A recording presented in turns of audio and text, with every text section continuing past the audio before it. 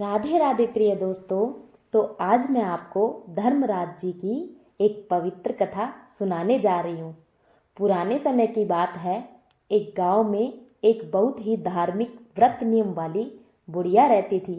वह रोज भगवान का स्मरण करती थी, दान पुण्य करती और किसी भी जरूरतमंद को खाली हाथ नहीं लौटती थी।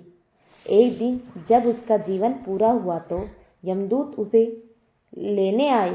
बुढ़िया बिना किसी डर के उनके साथ चल पड़ी। रास्ते में एक गहरी नदी आई। यमदूत बोले, माई, क्या तूने गोदान किया था? बुढ़िया ने तुरंत मन में गाय का ध्यान किया। तुरंत उसके सामने एक गाय प्रकट हो गई। बुढ़िया ने उसकी पूंछ पकड़कर नदी पार कर ली।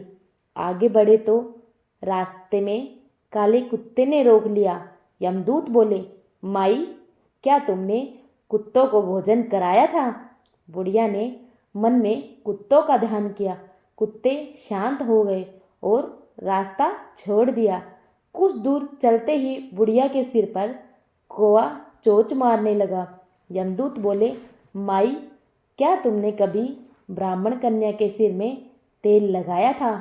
बुढ़िया ने उस ब्राह्मण कन्या को याद किया। तुरंत कौवा शांत हो गया।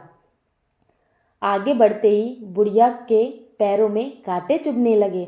यमदूत बोले, माई, क्या तुमने कभी किसी को जूते या चप्पल दान किए थे?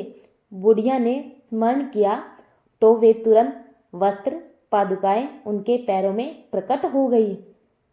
अब वे चित्रगुप्त जी महाराज के दरबार पहुंचे। चित्रगुप्त जी बोले, हे धर्मराज, इस बुढ़िया ने बहुत दान पुण्य किया है, पर आपकी कथा नहीं सुनी और ना ही व्रत किया। मैं इसके लिए परमधार का द्वार कैसे खोलूं? बुढ़िया माई हाथ जोड़कर कहने लगी, हे प्रभु, मुझे 7 दिन के लिए धरती पर भेज दीजिए। मैं धर्मराज जी का व्रत करूंगी, उद्यापन करूंगी और फिर लौट आऊंगी। बुढ़िया माई फिर गांव पहुंची, पर गांव वाले उसे भूतनी समझकर घरों के दरवाजे बंद कर लेते हैं। अपने घर लौटी तो बेटा बहू भी डर गए। बुढ़िया बोली, अरे अरे, मैं भूत नहीं हूँ। धर्मराज जी की आज्ञा से 7 दिन के लिए आई हूँ। व्रत करूंगी और उद्यापन करके वापस जाऊंगी। बेटे बहू ने सामग्री दे दी, लेकिन वह अपनी कहानी सुनाती तो किसी को समझ नहीं आती।